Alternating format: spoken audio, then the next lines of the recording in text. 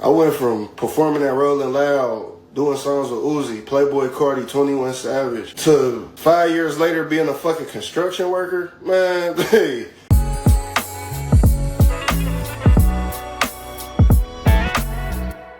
What's going down, music entrepreneurs? Welcome back to Music Entrepreneur Club Podcast, the podcast where we live it so we give it. Dame is in his office. Erinn is somewhere with flowers in the background. I'm in my classroom. So this is, I think, one of the only times I've ever not been at home in my studio recording. So suddenly I am the problem, and I apologize. How's everyone feeling today?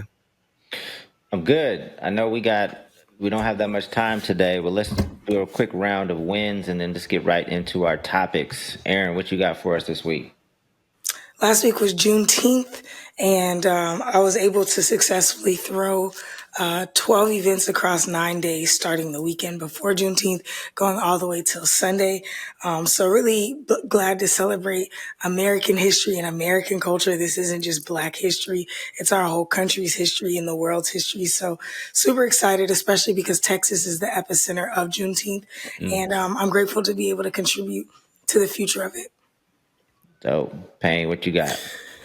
My win is that I'm here. I'm in my classroom. I'm teaching for the university here, music business and some production and DJing. So I have, you can't see, but I could scan the room. There's all this equipment everywhere. We got computers, keyboards, DJ controllers, and it's fun. And I'm working with kids, so that's fun.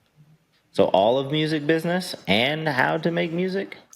Different courses. So I'm teaching 2 classes this week and then 3 the following week. And the 3 next week will be high schoolers. But the 2 repeating courses are how to DJ and then music business. Dope.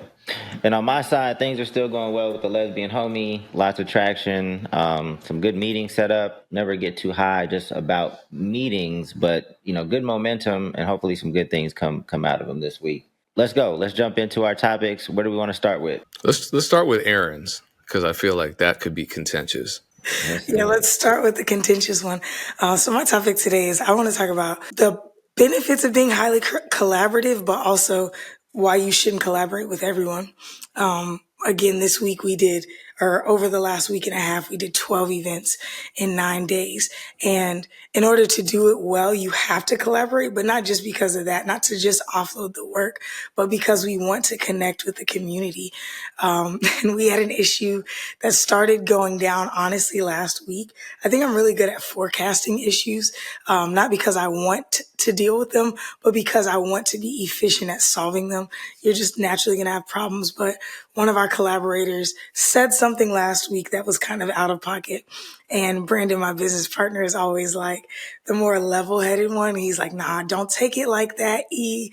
Believe the best in people. And I'm like, I'm not believing the worst. I'm just telling you this is indicative of more things. And he was like, nah, I don't think so. So then yesterday... You're not going to share what he said? What'd you say? You're not going to share what they said? That's the juicy part. I got to think about how to share this. Essentially, a group of us spent money to bring a celebrity into town. Okay.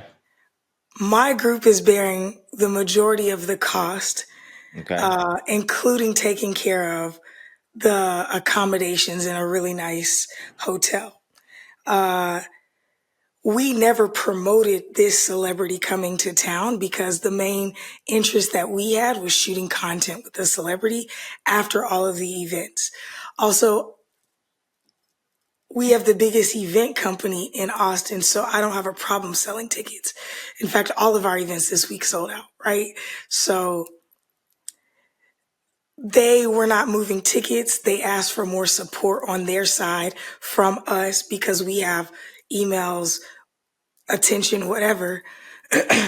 And then at the end of asking for help, said specifically, y'all are the only ones benefiting from this celebrity coming into town. And I've done a lot of work to get them here. And my business partner, respectfully, because I lost it, I got pissed. The text came through and I was like, shit, send them home. They hadn't even landed yet. So I was like, we don't need them.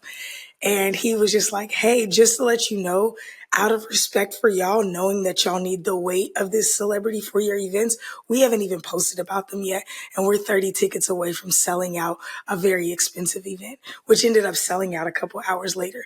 We actually had to ask the venue if we could put more tickets on sale when we announced that celebrity the next day, and they let us have like 20 more tickets. So I was like, yeah, I'm nervous that this is about to sour because it seems like they're putting an emphasis on the money that they spent to get them here. So I feel like there's trouble in the water. Yesterday comes, the celebrity overstayed their welcome at this luxury hotel that we got them booked at. I'm on the hook for that because we got the rooms for them, right? So our contact who brought the celebrity to town says, hey, are you sure that they stayed an extra day? And I'm like, just text them. Like, why are you asking me that? The hotel sent us the bill. Like, yes, I'm sure. And then I'm like, they have them on camera. Like, what else do you want me to say? And they were like, oh, well, weren't you supposed to book the hotel for this many days? And I'm thorough because I forget a lot of things. And I was like, no, it was these days. And they were like, oh, well, we thought it was these days. So I just sent the screenshots to my business partner when we're confirming over a month ago what days they're supposed to stay. I said, I just want to ask y'all, am I cool to go ahead and send these screenshots? And they're like, you don't have to eat, because I'm the type, I'm cool until I'm not. I will set everything on fire. If you're trying to insinuate that I'm not doing a good job, I'm trying to do the community is solid. We shared the burden of the bringing this person to town. This person got 3 or 4 events off with them.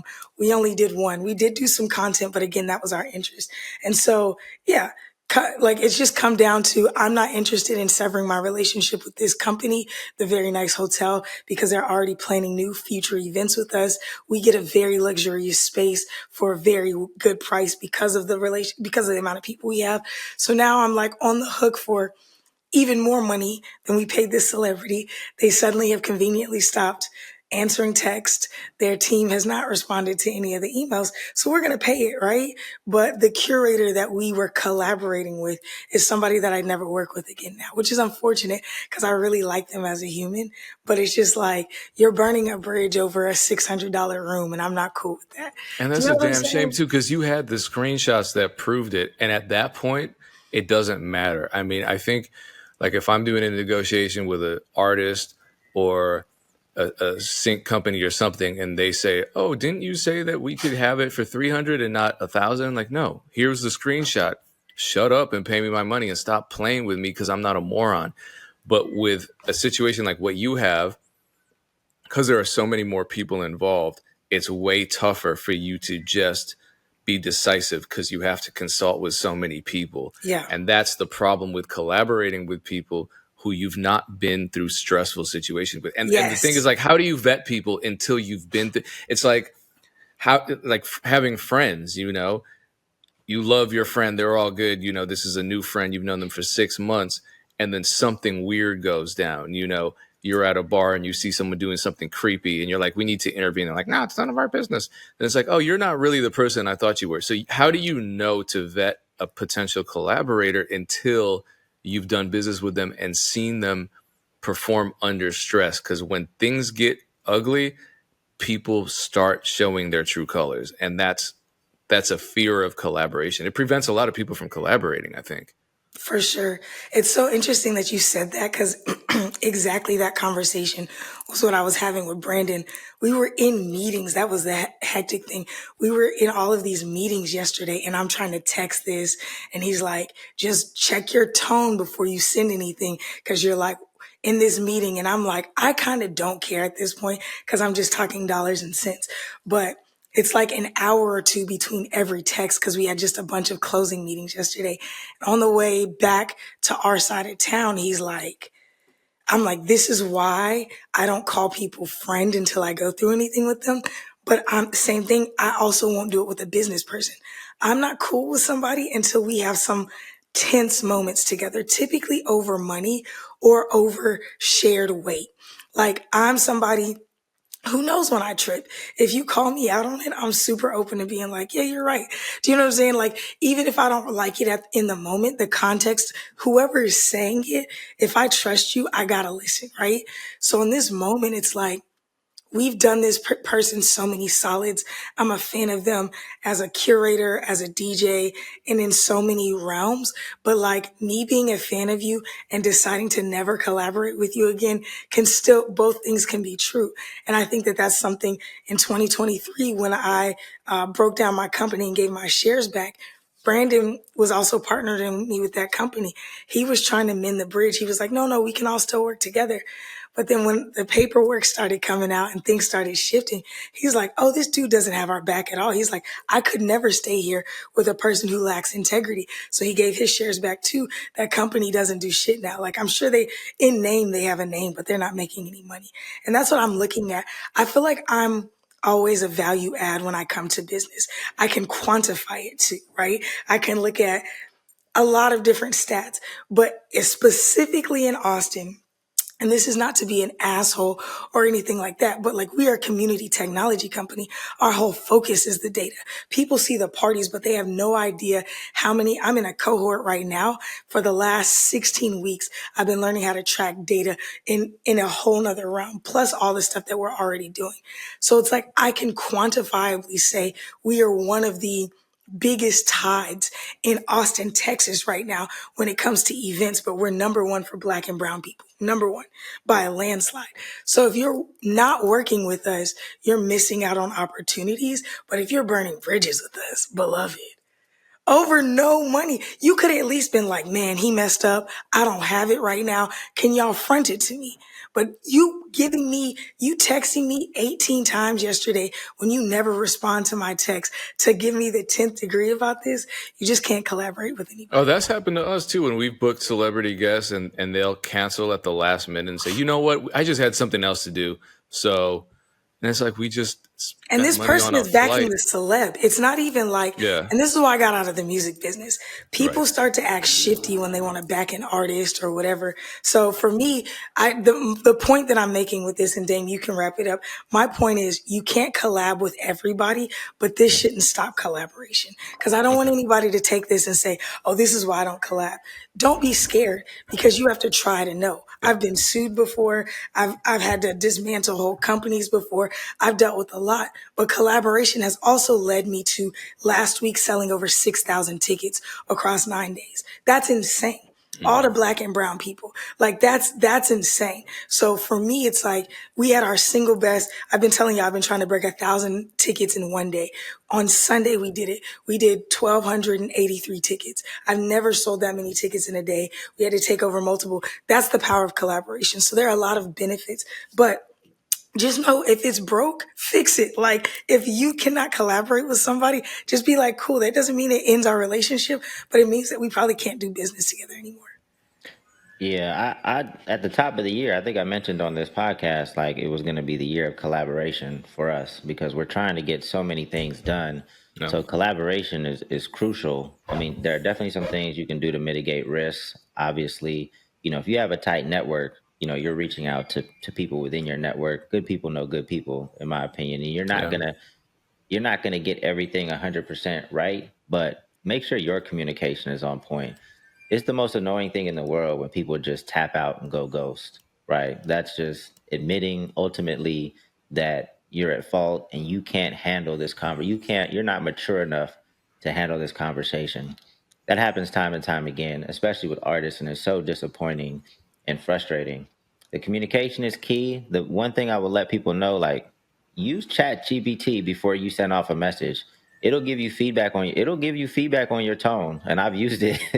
I've actually used it here at Two Laws before I send off some messages because a lot of times, we're responding in the heat of the moment.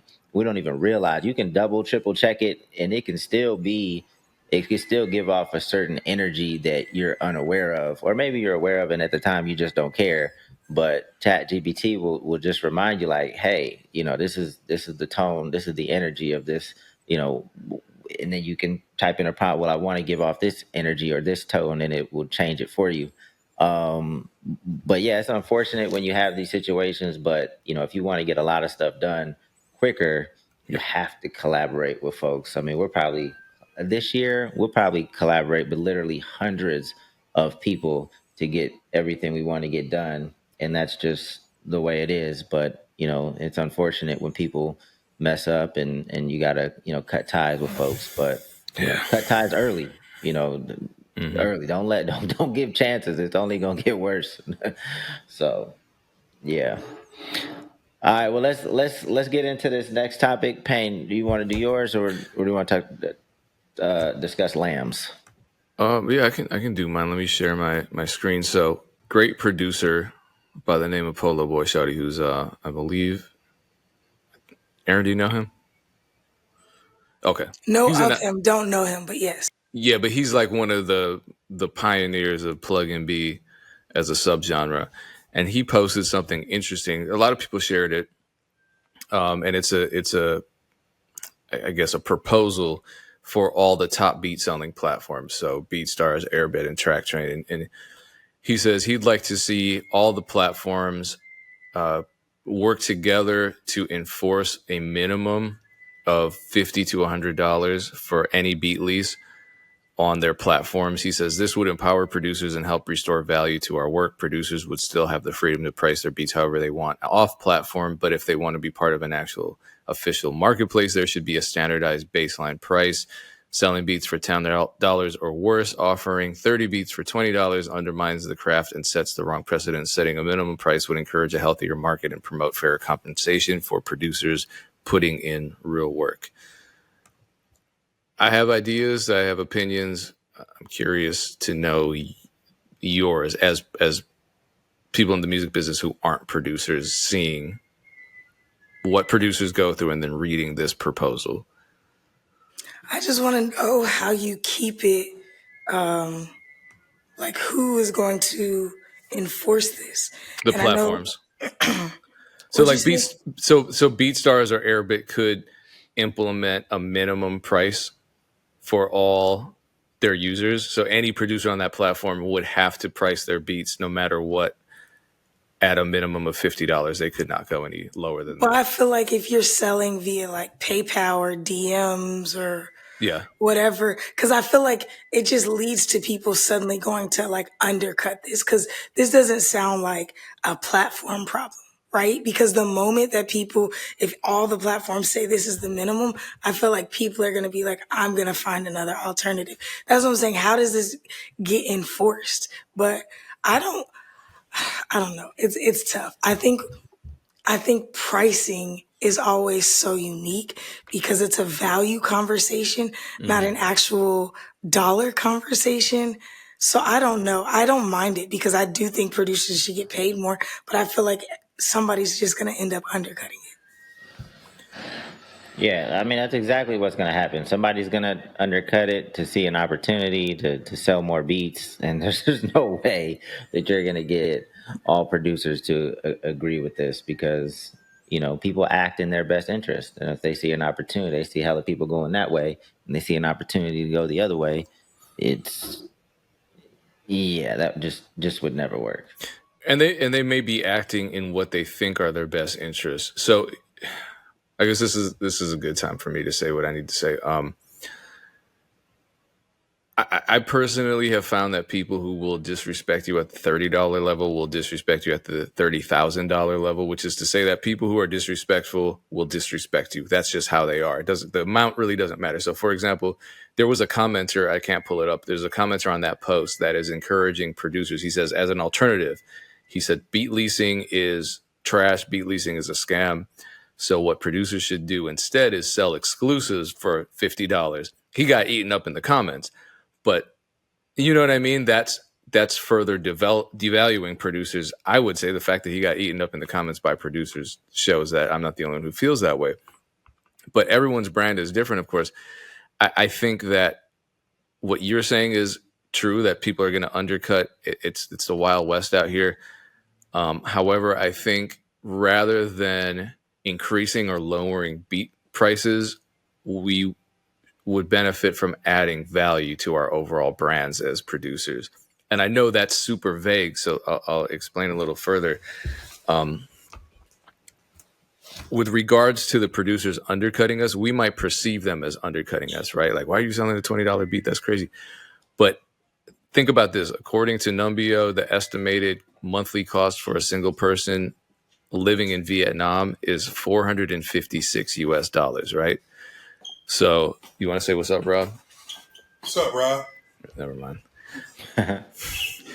Anyway, so if a producer is in Vietnam and they're on the same platform that I'm on, they could be living comfortably if they sold their beats for $30 each and then they sell 20 a month. They're making 600 a month. The market is global. So that is something that's absent from the conversation. Once you globalize the market, all bets are off, right? And that creates a problem for those of us who are living in countries with higher living expenses. And if we enforce a minimum, that could hurt those people too. So it's a mixed bag. So what I mean by creating value is there are so many producers who are just focused on selling beats, like the number. Oh, $20 for a beat. How can you sustain that? But you're thinking in terms of just selling one beat and it's done. And that's not how business works. And when you have a value with your brand, that's not how it works. So you can sell beats. If you have a great brand, there's added perceived value. If you have social proof, like for example, you work with bigger artists or artists that you've helped grow into bigger artists, there's more perceived value there. If you learn the music business, for me, this is a big one, and provide resources to the artists that are coming to you to buy beats. So I have an email list. When ASCAP was free, there was a period when they were offering free registration for writers and publishers. And I sent that out to my list because I wanted all the artists that have bought beats from me to know that they can save themselves hundreds of dollars and learn what a PRO can do for them. That helps because you'll have more return customers. They trust you. They want to communicate with you. They know when they buy a beat from you that they can ask you a question about the terms of the license, about stuff that's not there, about the differences between pricing structures and exclusive versus lease and samples and all that. And a lot of producers don't have that information, so they just or they don't respond. And rappers know that. They don't want to deal with you if you don't. They're spending their money with you. So when it comes to simply selling beats, I think a lot of us get uncomfortable seeing a beat being sold for $20. Busyworks did research, looked at the top selling beats on the BeatStars platform, and he found that the average cost of a top selling beat was $26. A lot of those producers are from other countries. Artists saying in the comments on Polo Boy's Instagram post, a lot of them are saying, look, we're broke. That's what we can afford. Cool. There's a way around this. There are many ways around this. One way around this, and not everyone's going to like me saying this. That's cool. Everyone has their own path. But look, if you sell a beat for $50, but it's buy one, get three, you still made the $50 and the customer got more value. Right? And we're talking about leases. So they're getting more value, but it's not hurting you as a producer. Or if you sell your beats for $10 each, but it's a 10 beat package, you get $99. So the pricing is going up, but so is the value. So every individual average sale, it's going from $30 up to $99 or $30 up to $50. You're selling more, but you're providing more value. You're offering more value. So I think when people get into these conversations, they're focused entirely on a scenario in which you sell one beat one time to one person, and that's it. There's no conversation about branding. There's no conversation about global markets. There's no conversation about the other ways to sell, because there are a lot of ways to sell. And I think increasing pricing it's one way, but it's not holistic. It's not a holistic way of looking at doing business. Yeah, there's a lot of ways to add value and to kind of differentiate yourself from other producers. I think education is a good one. I mean, that's a good one because ultimately that probably puts more money in your pocket if people know how to properly register songs. If some of these songs start to take off, I don't have to like track down your funds and like register the songs after the fact. So, that's a smart thing to do for your own pockets. You can increase your value by giving people more, like you said. If you have a platform that can give people exposure, if people know that if the song is dope and you repost songs from time to time, maybe you have a song of the week or a song of the day from people that use your beats, obviously the exposure can be of value. You just have to think outside the box. Like, how can you serve this community Most producers, I would say most artists, most creators have bad customer service, right? You can give value by just having good customer service. A lot of times you guys get frustrated. Don't get me wrong, customer service is a pain in the ass and it's very frustrating and annoying. But a lot of you guys are only thinking about that sale, right? Like if this person has a bad experience with your company, they're not going to come back. So you have to think about the long-term value of every customer and make sure that that person has a great experience so that they'll come back. So it's not just the $20 beat or the $50 beat right now. If they buy a beat from you every month or a beat from you every year, that's a lot of money over the course of the next 10 years. So that's what you need to think about every time you have an interaction with an artist. And you don't know where this artist is going to go. The artist could, be making music in their bedroom forever and nothing ever takes off. But this artist also could be the next Cardi B or the next whoever. You just never know. So customer service, if you can't handle it, hopefully somebody on your team can handle because it's super important. Customer service is super important with creators. We got 15 more minutes. Anybody, anything else on this topic? Erinn? No, I think you capped it off perfectly, Dan. Thank you. Okay, for sure. All right, so we got, I think his cast name's Lambs. He's talking about his experience as an artist, how he, just had super high expectations because things were going well. He was touring, things like that. And then, reality set in and real life set in and he started having, I think he had a baby. We'll just see this video where he's talking about his experience. I think I have it queued up here. Hopefully it works the first time. Life can really humble you, so you got to be careful what type of energy you put out there, man, because I went from performing at Rolling Loud, doing songs with Uzi, Playboy Cardi, 21 Savage, music video on MTV, going tour to tour, going city to city, being a XXL freshman candidate, doing all this popping stuff, thinking I'm about to blow up, man, to 5 years later being a fucking construction worker, man. Hey, you want to talk about a whole different lifestyle adjustment, man. I wasn't prepared for none of that. All the shit I was doing, bro, when my music was popping and going crazy for real, I thought I was about to be out of here. I thought I was about to be a millionaire, man. The industry would never really gravitate towards me for real. I remember I was 26 and they told me that I was too old to get signed. And this is at the time when everybody was getting signed. The labels they would not fuck with me for some reason. Then my best friend died 2-3 weeks before my son was born. That was weird. I had to get used to that because me and him was doing everything together. He was shooting all my videos. I was going out of town with him, hitting the road, getting stuff done, you feel me, making sure we was putting on for the brand. Then I really had to adjust to being a father and sitting down. So it continues to talk about just the reality. Number one, ain't nothing wrong with being a construction worker. No. From what I understand, make some pretty good bread. Obviously, it's labor intensive. Dangerous too. Yeah. But, I think a couple of the things that he mentioned, like he said he was doing shows at Rolling Loud. I think a lot of artists that do shows at Rolling Loud, it's a high because there's so many people in the crowd, but those people aren't really there for you. They're there for the Rolling Loud experience. And you might have a few people sprinkled in there here and there, but I can see how he got caught in an alternate reality just from that statement alone. But what was your guys' opinion on what he said? I mean, with him, it's it seemed he was doing all the right things and he was in a good place. An artist that doesn't work that hard tends not to do what he's doing.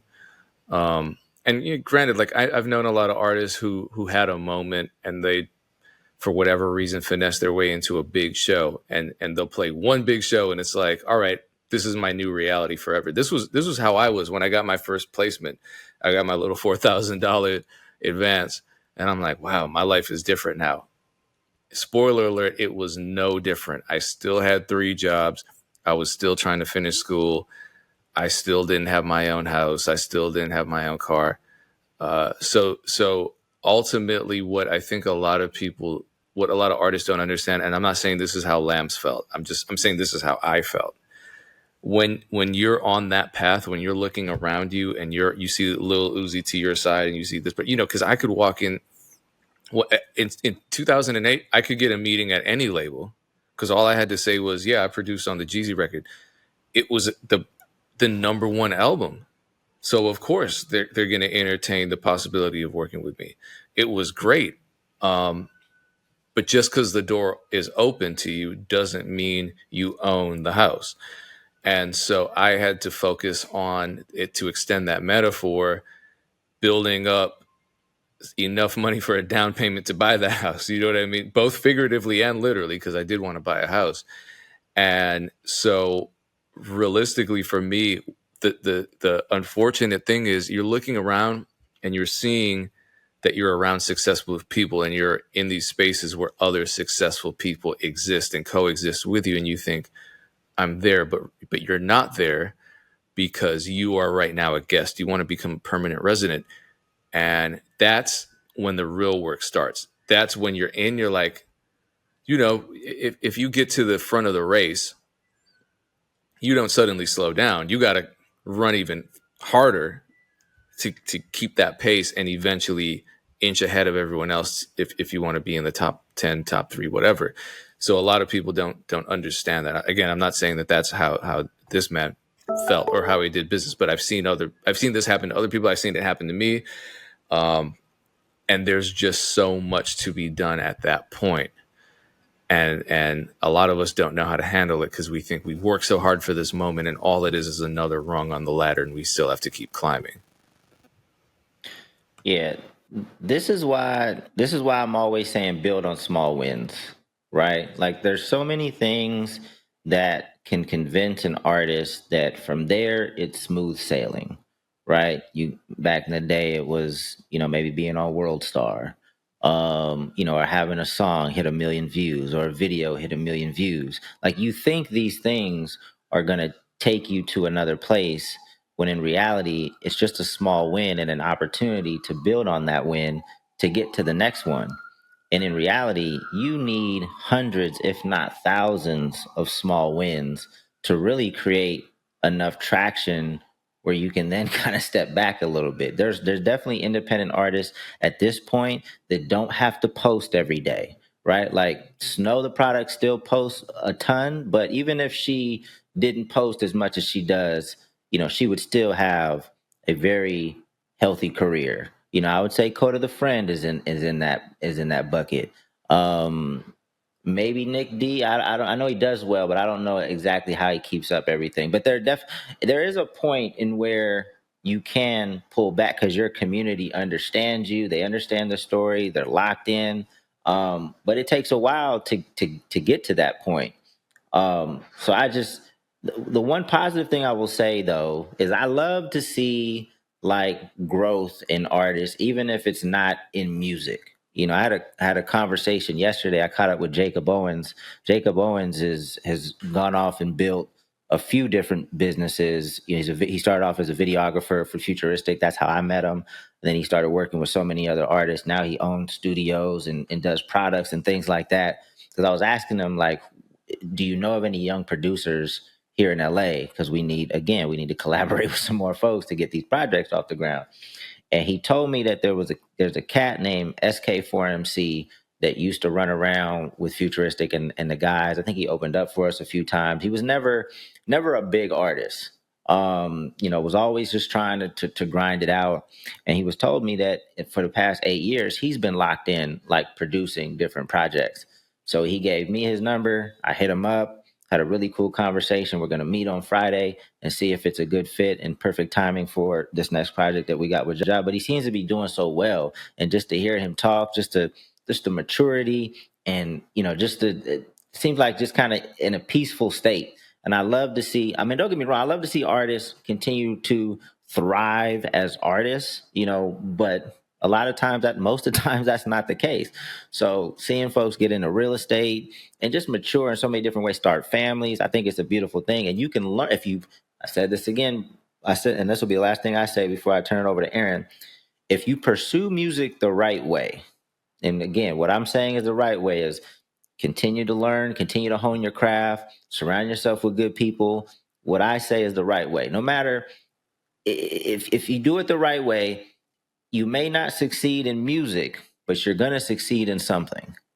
And you can leverage that experience pursuing music into whatever else you're doing because you did things the right way. You learned marketing. You connected with the right people. These people are gonna, be in your network forever, and they're gonna get into other things. So if you pursue music the right way, whether it's in music or just in life in general, I feel like it will help you in the next phase of your life. Yeah, I completely agree with your final point. That was kind of going to be the thing with me because he goes on in the video to say, like, I make really good money in construction, but I had seen myself as this artist. And when I watched the video, I was like, the most impressive thing to me is that he translated his work ethic, which it seemed like he already had. For you to go from Rolling Loud to a tour, you have a videographer who's consistently shooting. That's the thing. I think like we had all seen, there's indicators that he was moving in the right direction and working like he should. It wasn't like, man, I was one of the XXL freshman, like potential candidates, and then the industry didn't mess with me. He named several things that happened where it didn't work out, but it was clear that he was still persevering through it all. Like even when the industry didn't co-sign him or he couldn't get signed, he was still doing his thing. So I think it's impressive that he has moved on, and I hope that he keeps going with whatever he's doing, even if it's not him working in construction. Maybe it's him starting a construction company or doing government contracts or whatever. But he seems like a bright guy. But I agree with Dame. If you have the right work ethic and you surround yourself with good people and you keep getting better, you'll always win. Like I'm not even 2 years into being in tech right now, and my company currently is the most lucrative company I've ever started. We don't start taking salaries until next month, which I'm really excited about. But to even be not 20 months in next month to be able to say, okay, three co-founders are going to take small salaries and then we're going to start hiring people means a lot. Do you know what I'm saying? And I think that that comes from the work ethic that I put in the music industry and just learning the game, learning people, applying the same things. So I'll just say this, Belief, he's a creator that I follow now. He does a lot of dad content, but he used to be a rapper and I loved him as a rapper. But he said when he was rapping, a friend of his walked up and was like, bro, like my music is even better than yours. You got to check it out. He said he listened to like half a song and then was like, don't ever play your music for anybody else. And if you do, don't tell them that you know me, because if they know that you know me and I let you get away with this, it'll tarnish my reputation. And he said the guy laughed, but was like, bro, it's not that bad, is it? He was like, yeah, this is maybe one of the worst tracks I've ever heard. This is not what you should be doing. He was like, what you should do is have a skill that translates to other people. He said, pick up a camera. Everybody needs a videographer right now. And I think he said this was 8 years ago. Now this dude is traveling globally with a huge team and he's directing films and shooting for all these people. And he said, let's bring shame back. Let's bring the truth back. Like, let's tell people what it is. And so that's why for me, I'm often like, yo, you don't have to be an artist. Like there's so many options. That could just be one of your outlets. Maybe you rap for your kids or you do it for fun on the side. But just because you're good, you think you're good at that doesn't mean that you have to pursue it as a career. What are the skills that translate? Lean into those. And if you still want to make music, make music. I'm not saying don't make music. I'm just saying don't rely on that, because there's so many other things that you can do if it's not panning out for you. Yeah. Well, here's one last thing that I'll say too. I looked at his numbers. I looked at some of his previous videos, obviously just very briefly.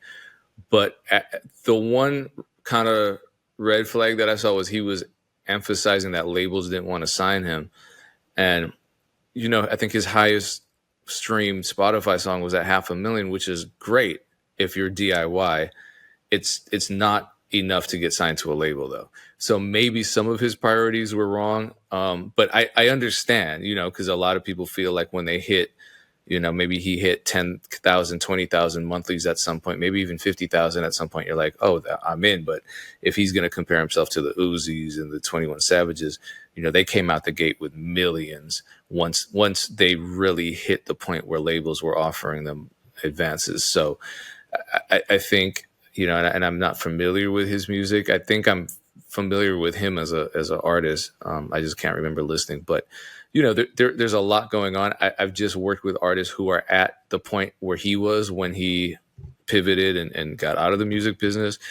And I'm telling you, that's one of the most frustrating parts of your career to be in, because you have momentum, just not enough. You have fans, just not enough. You have interest, just not enough. And every label you talk to, every brand you talk to, they're always like, yeah, well, you're just not ready yet, or they'll make some kind of excuse when realistically all they care about is your numbers. Are your numbers crazy? You could be 67 years old, like those two old ass British dudes that are always rapping about selling drugs and killing people. No one cares how old they are. That's part of the novelty. You're 26 years old. If you had 26 million monthly listeners, I bet you they wouldn't even ask your age. Yeah, and I don't want to discourage anyone, but a lot of people are pursuing music because you feel like it's the only thing you can do. There's so much shit out here to do and build a career from, different ways to make money. But again, not to discourage you guys from pursuing what you think is your dream right now, and it may be. And I hope everybody. Well, I know it's not possible for everybody to do this. Probably heard me say that a million times, but I just love to see people mature and grow as young men and women. So dope to see. Anyway, we got to wrap this up. Know that you can get 3 months free music distribution on Two Lost. Use the code MEC at twolost.com. Give us your feedback. Put it in the comments. Appreciate you guys tapping in. See y'all next week. Peace. Peace.